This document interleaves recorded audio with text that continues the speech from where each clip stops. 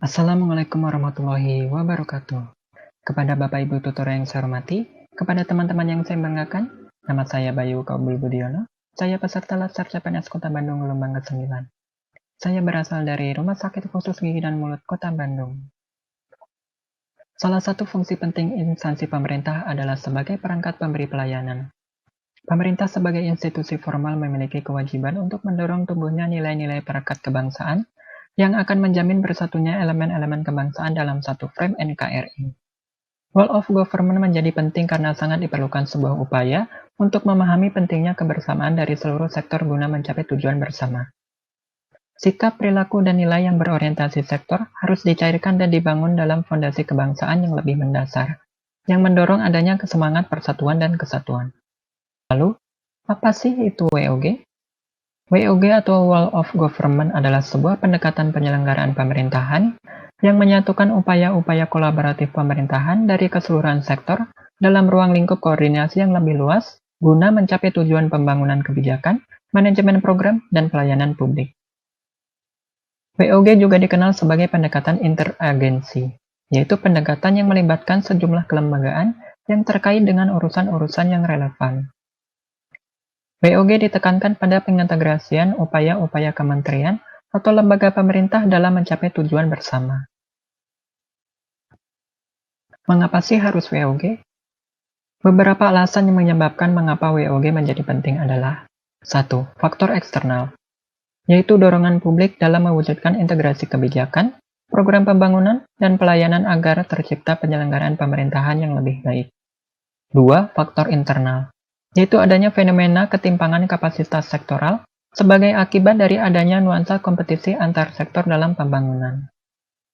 3. Faktor keberagaman latar belakang nilai, budaya, dan adat istiadat. Faktor ini mendorong adanya potensi disintegrasi. Pendekatan WOG dapat dilaksanakan dalam tataran kelembagaan nasional maupun daerah.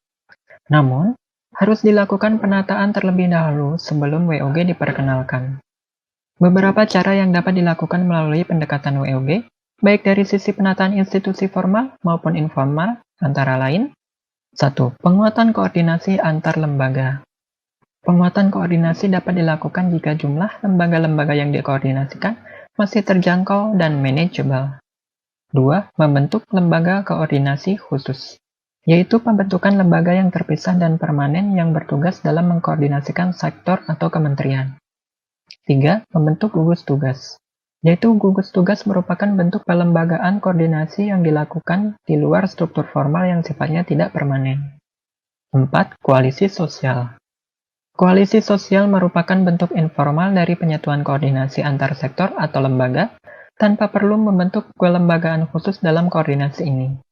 Koalisi sosial mendorong adanya penyamaan nilai dan persepsi tentang suatu hal, sehingga pada akhirnya akan terjadi koordinasi alamiah. Adapun tantangan yang akan dihadapi dalam penerapan WOG antara lain: 1. Kapasitas SDM dan instansi. Perbedaan kapasitas ini bisa menjadi kendala serius ketika pendekatan WOG.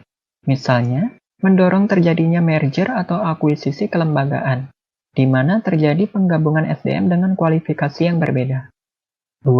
Nilai dan budaya organisasi. Nilai dan budaya organisasi menjadi kendala manakala terjadi upaya kolaborasi sampai dengan penyatuan kelembagaan. 3. Kepemimpinan. Kepemimpinan yang dibutuhkan adalah kepemimpinan yang mampu mengakomodasi perubahan nilai dan budaya organisasi, serta meramu SDM yang tersedia guna mencapai tujuan yang diharapkan. Praktek WOG dalam pelayanan publik dilakukan dengan menyatukan seluruh sektor yang terkait dengan pelayanan publik. Jenis pelayanan publik yang dikenal yang dapat didekati oleh pendekatan WOG adalah: 1. Pelayanan yang bersifat administratif, yaitu pelayanan yang menghasilkan berbagai dokumen yang bersifat resmi. 2. Pelayanan jasa, yaitu pelayanan yang menghasilkan berbagai bentuk jasa. 3. Pelayanan barang, yaitu pelayanan yang menghasilkan berbagai jenis barang yang dibutuhkan. Dan yang keempat, pelayanan regulatif, yaitu pelayanan melalui penegakan hukum dan peraturan perundang-undangan. Berdasarkan polanya, pelayanan publik dapat dibedakan dalam 5 macam pola pelayanan.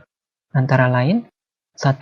Pola pelayanan teknis fungsional adalah suatu pola pelayanan publik yang diberikan oleh suatu instansi pemerintah sesuai dengan bidang tugas, fungsi, dan kewenangannya.